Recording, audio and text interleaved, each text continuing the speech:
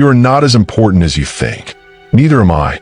And that's exactly why we suffer less when we understand it. The Roman Emperor Marcus Aurelius ruled over the most powerful empire of his time. Yet he wrote to himself, "You're just a soul carrying a corpse." Now imagine being the most powerful man in the world and reminding yourself you're basically just a meat sack with opinions. That's not low self-esteem. That's Stoicism. If you've ever lost sleep over what someone said about you, or felt like the world revolves around your problems, you're about to find out how your ego quietly runs the show. And more importantly, how the Stoics crush it like a bug in a toga. Before we dive deep, don't forget to like and subscribe to help our journey. It means a lot. Stick around till the end, because this one might just change the way you see yourself. Number 1, what exactly is ego? The ego isn't confidence. It's not self-respect. It's that sneaky voice in your head that whispers, "You deserve more," every time life says no. Ego is your distorted self-image. You need to feel important, noticed, and superior. It's not inherently evil, but when left unchecked, it becomes a tyrant disguised as a cheerleader. Psychologically, ego is our identity trying to protect itself. It's the defense mechanism that hates criticism, demands validation, and freaks out when things don't go its way. It's the toddler in your brain throwing a tantrum because someone didn't praise your tweet. Yes, even Stoics would have muted themselves on social media. The Stoics believe the ego is the root of most suffering. Seneca said, "He who suffers before it is necessary suffers more than is necessary." The ego creates imaginary suffering, insults that didn't happen, problems that don't exist, and fears about losing things we never truly owned. Ego is basically anxiety in a tuxedo. The irony? The bigger the ego, the more fragile the person. The more we inflate ourselves with titles, likes, followers, or success, the more we fear losing them. That fear becomes our master. And if your identity is built on something external, your ego is basically sitting on a house of cards in a windstorm during earthquake season. Number 2, the Stoic view of the self. Stoics had a unique take on the self. They believed your identity is not your body, your name, your status, or your achievements. Who you truly are is your reason mind. That's it. Not your car, not your abs, not even your biceps. Epictetus, once a slave, taught that the only thing truly ours is our ability to choose how we respond. Everything else, your job, relationships, health, can be taken away. But your character, your judgment, and your values, those are unshakable. That's why Stoics weren't ego-driven. They played the game of life, but didn't attach their worth to the scoreboard. When you remove ego from the equation, criticism doesn't sting as much, praise doesn't puff you up, and rejection isn't the end of the world. You become stable in a world that's constantly changing. That's not passivity, that's power under control. The Stoic self is quiet, grounded, and wise. It doesn't need applause to know its worth. It doesn't perform to be liked. It doesn't crumble when ignored. It is focused on virtue, on being good, not looking good. Which, by the way, is terrible news for the ego, but excellent news for your peace of mind. Number 3, how ego shows up in modern life. Let's be real, ego is everywhere. It's in the guy who argues on Twitter for 3 hours to win imaginary points. It's in the influencer who needs 5 reposts to feel validated. It's in the quiet envy you feel when a friend succeeds and you pretend to be happy. Ego is a shapeshifter. It wears many masks, and all of them demand attention. We see ego in relationships too. Ever argued not because you were right, but because you didn't want to be wrong? That's ego. Ever ghosted someone because they bruise your pride? That's ego doing the electric slide. It constantly tells you to protect your image instead of repairing your character. The Stoics practiced the opposite. They didn't waste energy on how others perceive them. Marcus Aurelius reminded himself daily, you could leave life right now. Let that determine what you do, say, and think. Nothing kills ego faster than remembering you could die before the next upload. Perspective is the antidote to arrogance. When we identify where ego hijacks our life, whether in comparison, control, or pride, we can start to disarm it. Like any manipulator, ego hates exposure. Once you call it out, it loses power. So the next time you feel offended, ask yourself, was it really offensive or just offensive to your pride? Number 4, how Stoics crush the ego. Stoics don't kill the ego. They manage it, tame it, and put it in its place. The ego will always exist. It's part of being human. But they made it serve them instead of the other way around. The weapon of choice? Daily reminders of their mortality, limitations, and values. The practice of memento mori, remember you will die, wasn't just poetry for Stoics. It was ego therapy. Why stress over clout or credit when you'll be worm food in 70 years? That may sound grim, but it's actually freeing. You start living for truth instead of applause. Stoics also embraced a more fatty love of fate. When things go wrong, the ego says, why me? The Stoic says, why not me? Ego wants comfort and control. Stoicism invites us to thrive in discomfort, to see adversity as training rather than punishment. Every hardship becomes a lesson, not an insult. Most importantly, Stoics practiced humility. Cato walked barefoot, while senators wore gold. Marcus Aurelius wrote pages reminding himself not to become Caesarified, even while being Caesar. Imagine writing in your journal, "Don't let the crown make you an idiot," while wearing the crown. That's Stoic ego control in action. Number 5, applying Stoicism to your daily life. So how do you start crushing ego like a Stoic without needing a toga or a marble statue? Start small.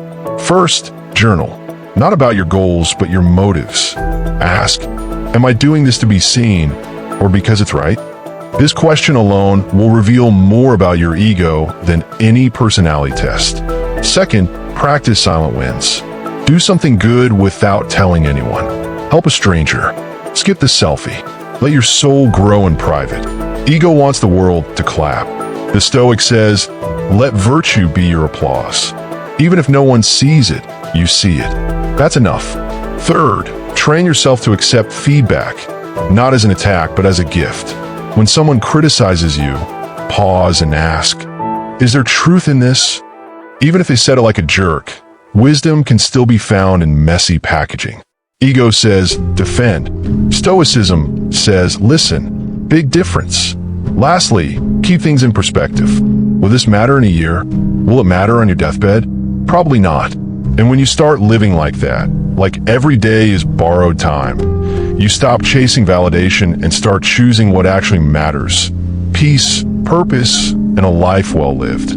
Number 6, ego and the illusion of control. Ego loves control. It clings to the illusion that we can manipulate every outcome, every person, and every perception. But the Stoics believe this illusion is what leads to misery. Epictetus said it best. Some things are up to us, and some things are not. Translation: control your attitude, not the universe. Sorry, ego. When we think we can control how others see us, we exhaust ourselves performing. We try to appear smarter, richer, more interesting, all to win approval. But Stoicism teaches us to let go of externals.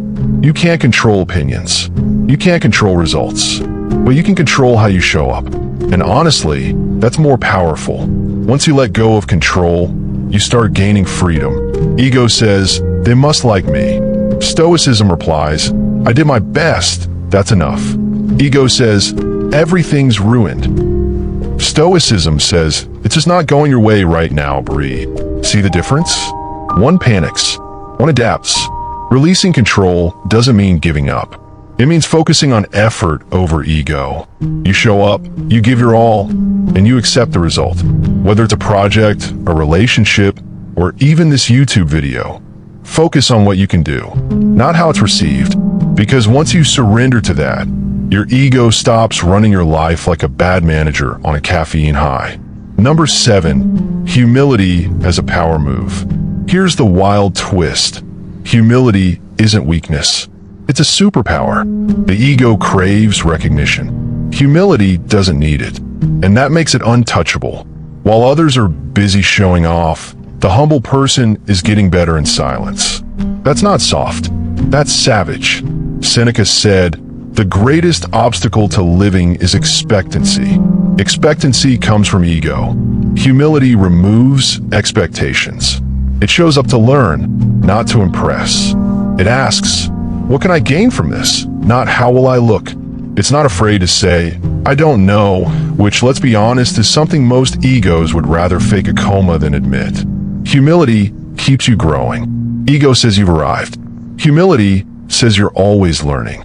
While ego builds walls to protect itself from failure, humility builds bridges to mentors, growth, and even self-compassion. It's less about winning and more about improving. That's a mindset shift with real staying power.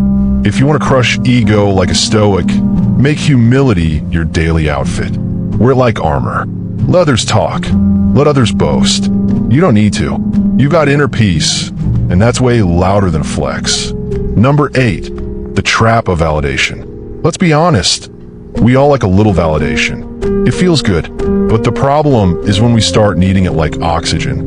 That's when ego sneaks in and takes the wheel. Suddenly, our worth is tied to likes, compliments, or being seen. We become addicted to being noticed instead of being real. Marcus Aurelius wrote, "Ambition means tying your well-being to what other people say or do. Sanity means tying it to your own actions." He wasn't just spitting bars, he was warning us. The moment you let external validation define your value, you hand over your peace. The Stoic flips the script. They don't avoid praise, but they don't depend on it either. Their self-worth comes from internal alignment. Am I living by my values? Did I act with virtue? Was I honest, just disciplined? If the answer is yes, that's all the applause they need, even if the crowd is silent. Next time you catch yourself craving validation, try this Stoic test. Would I still do this if no one ever knew? If the answer is no, you might be feeding your ego instead of your soul. And feeding ego is like feeding a fire. It only wants more. But feeding virtue? That's fulfillment. Number 9, ego and the fear of failure. Ego fears failure like it is social disease. It panics at the thought of messing up, looking stupid, or being rejected. So it convinces you to play small, stay safe, or worst of all, do nothing. But failure doesn't hurt nearly as much as the fear that ego creates around it. Stoics viewed failure differently. To them, failure was simply feedback from reality. It's not personal, it's just part of the process. Marcus Aurelius didn't ask, "Did I fail?" He asked, "Did I try with integrity?" Stoicism doesn't aim for perfection. It aims for effort with wisdom. Here's the ironic twist. When you remove ego, failure actually becomes useful. It teaches you, humbles you, sharpens you, and ego can't handle that because ego says, "I should already be great." But Stoicism says, "I am becoming great, step by step." Very different energy. So next time failure comes knocking, don't let ego slam the door. Open it, learn from it, grow with it. Because the more you fail without ego, the stronger your character becomes.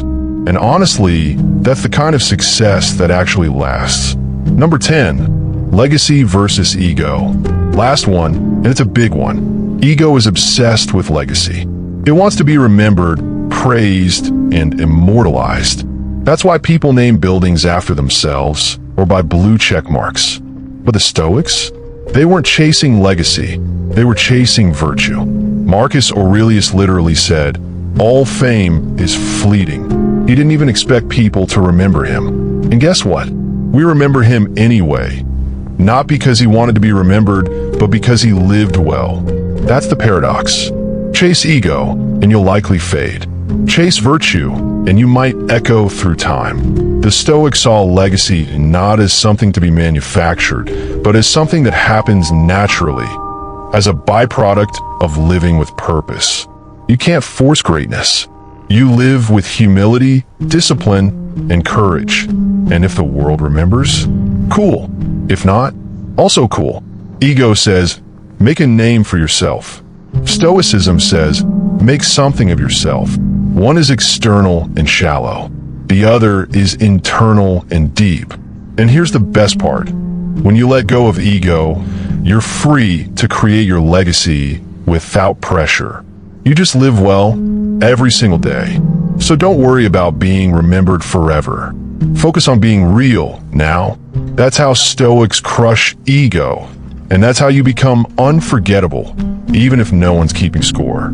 If you made it this far, you're not just watching, you're growing. And if that's not Stoic, I don't know what is. Smash that like button, hit subscribe, and let's keep walking this path of wisdom together. Your ego won't like it, but your soul will thank you. See you in the next one, warrior. Stay grounded.